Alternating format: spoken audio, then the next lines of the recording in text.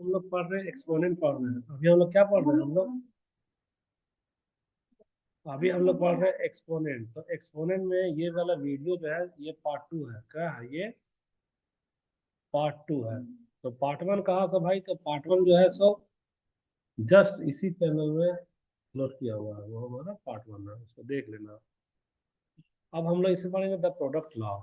तो क्या product law? This law states that when multiplying two और more exponential expression with the same base का मतलब होगा अगर हमारा ए है और यहाँ भी हमारा ए है, बेस तो सेम हो गया, पावर डिफरेंट है, पावर है 3 और पावर है 2। तो कह रहा हमारा एक्सपोनेंट भले अलग है लेकिन बेस तो हमारा सेम है। तो उस कंडीशन में हमारा पावर क्या होगा? ऐड होगा। ऐड होगा तो ए का पावर 3 और 2 जोड़ देंगे तो क्या होगा? 5। वही आंसर आ गया हमारा। तो कह रहा you must keep the base, हमको बेस को सेम रखो और ऐड द एक्सपोनेंट, एक्सपोनेंट को ऐड कर दिए हैं। जैसे कि देखो यहाँ पर मान लो कि हमारा 3 का पावर 2 है, 3 का पावर 3 है, तो 3 को शुरू में कितना बार लिखेंगे? 2 है तो 2 बार लिख दिए और 3 को 3 बार लिखे। काउंट करो, 1 2 3 4 5, 5 ना हो गया? तो टोटल 3 का पावर 5 लिख दिए हैं। यही तो है हमारा। अब जैसे देखो ये लोग फ्रैक्शन वाला सवाल डाले हैं। फ्रैक्शन का मतलब है कि एक्स का पावर क्या ले रहा है बताना? 1/2, फिर ऐड हो जाएगा एक्स है ना, हाँ। तो क्या होगा यहाँ? 1/4, फिर क्या होगा यहाँ पे? 1/8। यही तो है। तो ऐड करने के लिए हम लोग डिनोमिनेटर को सेम न बनाते हैं। तो 8 तो सबसे बड़ा है, यानी कि 4 को 8 बनाने के लिए किससे मल्टीप्लाई करेंगे? 2 से। तो यहाँ भी क्या हो गया? 2। अच्छा, 2 को 8 बनाने के लिए किससे मल्टीप्लाई करेंगे? नहीं, हाँ 4 से। ये हो गया 4, तो ये भी क्या हो गया हमारा? 4 हो गया। तो देखो इधर 4 2 6 और एक 7, यानी टोटल क्या होगा? 7/8। तो आंसर क्या आ रहा है हमारा? 7/8 आया ना यहाँ पे आंसर। वही चीज है हमारा। तो जो चीज है उसके लिए तो हम लोग भागेंगे जल्दी जल्दी। तो वही चीज हिंदी मीडियम वाले के लिए, वीडियो में अंग्रेजी मीडियम को देखो या हिंदी मीडियम को देखो। गुणन द प्रोडक्ट लॉ क्या बोलता है? अगर बेस सेम है तो हमारा बेस सेम है तो पावर जुड़ जाता है, इसलिए टाइम ज्यादा बर्बाद नहीं करेंगे। ये वाला चीज को समझा चुके हैं ना बार बार? ये तो बार बार समझा चुके हैं हम लोग। अच्छा, अब देखो यार, जैसा मान लो तुम एक खिलौनों का ट्रेन बना रही है, पहली बार 2 को डब्बा जोड़ी तो एक्स का स्क्वायर हो गया 2 को, और दूसरे बार 3 को डब्बा जोड़ी तो एक्स का पावर क्या हो गया? 3 हो गया। जब दोनों को जोड़ेगी तो डब्बे का बेस तो वही ना रह रहा है, खाली कुल संख्या ना जोड़ रही है। एक्स का हमारा क्या होगा? 5 हो गया। लेकिन जब आधार अलग होगा तो यह नियम लागू होगा क्या? नहीं लागू होगा। कैसे? क्योंकि बेस तो डिफरेंट ना हो गया। क्योंकि देखो यहाँ पर हमारा बेस अगर देखेंगे तो ये 2 अलग है और 3 अलग है। तो कभी भी 3 और 2 5 नहीं होगा। ये वाला आंसर गलत है।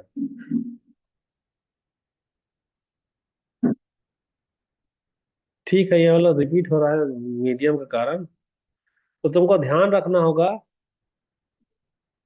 कि सबसे पहले कि बेस हमारा डिफरेंट होगा ना, तो डिफरेंट बेस में ये काम नहीं करेगा। और दूसरी बात है कि अगर बीच में गुना की जगह प्लस का चिन्ह दे दे तो भी काम नहीं करेगा। यहाँ प्लस की जगह क्या होना चाहिए? गुना होना चाहिए। नहीं, जैसे यहाँ पे देखो प्लस माइनस काम नहीं करेगा। जैसे तुम्हारा मान लो ए का पावर दे दिया है 5 और यहाँ पे प्लस दे दिया है, और ए का पावर दे दिया 3। तो कोई लड़का लिख देगा कि ए का पावर हो गया 5 और 3 8, तो वो वाला आंसर गलत है। क्यों गलत है? क्योंकि यहाँ पे प्लस आ गया है। यहाँ हमको गुना ना होना चाहिए था। नहीं, मैंने प्लस माइनस का रूल काम नहीं करेगा, आएगा नहीं, रूल नहीं काम करेगा।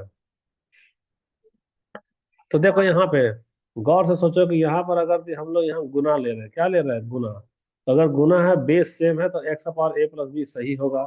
लेकिन गुना की जगह गलती से अगर प्लस ले लिए तो ये वाला हमारा गलत होगा। ठीक है। अच्छा देखो यहाँ पर गौर से सोचो, यहाँ एक्स अलग है और वाई अलग है। ये बेस अलग है लेकिन एक्सपोनेंट सेम है कि नहीं? यहाँ भी सेम, यहाँ भी सेम, है ना? तो याद रखो कि यहाँ दोनों दोनों को हम लोग क्या करेंगे? ऐसा कर सकते हैं, दोनों का बेस को गुना करके और एक्सपोनेंट को एक जैसा कर सकते हैं। जैसे कि 2 का पावर मान लो इधर 2 है, गुना 3 का पावर 2 है, तो सॉल्व करेगी तो 2 का पावर 2 यानी 2 दूना क्या हो गया? 4 हो गया। अच्छा, 3 तिया क्या हो गया? 9 हो गया। तो 4 1 32, 4 9 क्या हो गया? 36 ना हो गया? अब जरा इसको भी सॉल्व करो तो दोनों को ले लो, 2 गुना 3 करो, 2 गुना 3। और इधर पे क्या करेंगे, दोनों का पावर सेम है ना, तो यहाँ पे क्या करो, 2 कर दो। 2 गुना 3 यानी कि क्या होता है, 3 दूना 6 ना हो गया, तो 6 का पावर 2, तो 6 6 36, तो ऐसा करके भी हम लोग लिख सकते हैं, समझ में आया?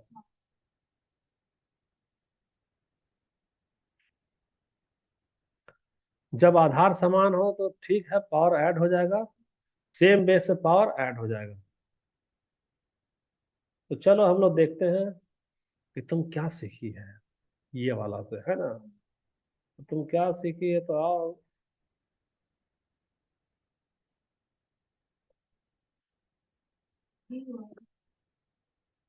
हाँ, सेम बेस होने पर पावर का, अच्छा, according to the product law of exponent what happens when base are same, power add हो जाएगा, बी वाला एकदम सही बात है।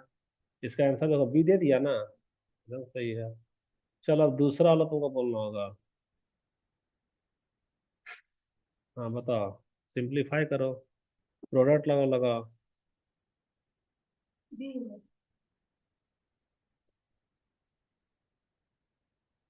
ये जानती है, यहाँ तुमको कंफ्यूजन हो रहा है, ये वाला असल में तुमको दिख रहा जो है ना, ये असल में इंग्लिश और हिंदी बाइलिंगुअल में रखे हैं, तो इसीलिए तुमको डबल आ रहा। हाँ हाँ, नहीं ठीक है, ये सब मिटा, इसको मिटा दो, इसको कोई दिक्कत की जरूरत नहीं है। अब ठीक है, तो हमारा 5 का पावर 5 में होगा, बी वाला सही होगा क्या? बी वाला सही होगा, तो चलो हम लोग बी वाला देख लो, एकदम सही है। तीसरा वाला बताओ क्या होगा।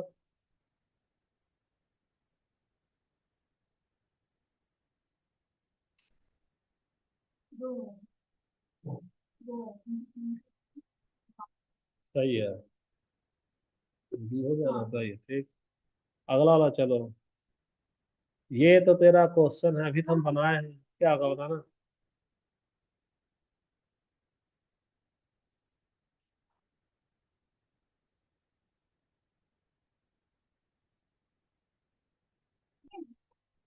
एक बटा दो, इसको तो 8 बनाना है ना, तो क्या होगा, 4 बटा 4 होगा, प्लस 1/4 है, इसको तो 8 बनाना है ना, तो क्या करेगी इसको, 2/2। अच्छा, प्लस इधर क्या है, 1/8 है ना, तो 1/8 रखो। तो इधर हो गया क्या तेरा, 4, इधर क्या हो गया, 2, इधर हो गया 1, बटा में क्या हो गया, इधर 8 हो गया। तो क्या 7/8, तो क्या, हाँ हमारा 7, यही वाला ये 7/8, ये सब अलग से ये डबल रिपीट हो गया। हाँ, गुना तो लिखा है, तो गुना लिखा, तो हम यहाँ पर असल में ये एक्सपोनेंट है, ये क्या है, एक्सपोनेंट, इसका बेस क्या है, एक्स, हम एक्स नहीं लिखे थे, एक्सपोनेंट को डायरेक्ट जोड़ दिए, बेस तो नहीं लिखे।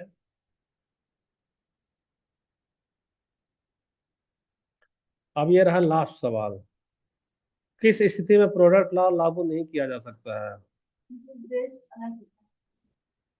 एबीसीडी में देखो क्या होगा तेरा, और हम इसका डबल ऑप्शन आ गया ना, पहले इसको, ये सब ऑप्शन को मिटा दो, है ना।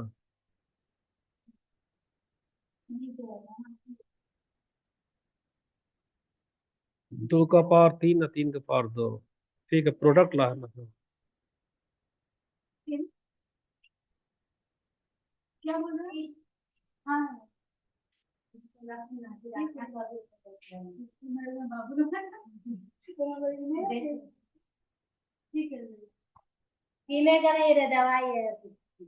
दवाई, अच्छा ठीक है यार, रिकॉर्डिंग हो रहा है। ठीक है, तो देखो यहाँ पे एकदम सही बोली दिव्या, इसका आंसर क्या होगा, सी होगा, क्योंकि सी में देखो बेस हमारा क्या डिफरेंट है ना, बेस डिफरेंट है, इसलिए यहाँ लागू नहीं किया जा सकता। 5वां नंबर सही हो गया। तो देखो मात्र 11 मिनट 10 मिनट में तेरा एक एक कॉन्सेप्ट क्लियर हो रहा है ना, तो ठीक है, अब अगला वाला वीडियो में हम लोग ये देखेंगे क्या, कोशिएंट लो। तो ये वाला वीडियो में जाएगा, तो यूट्यूब में अपलोड रहेगा कि ये पार्ट 3 किसके नाम से है, पार्ट 3 के नाम से। तो रुक जाओ, इसको कर लेते हैं थोड़ा सा, जैसा देखो, है ना, अगला रुक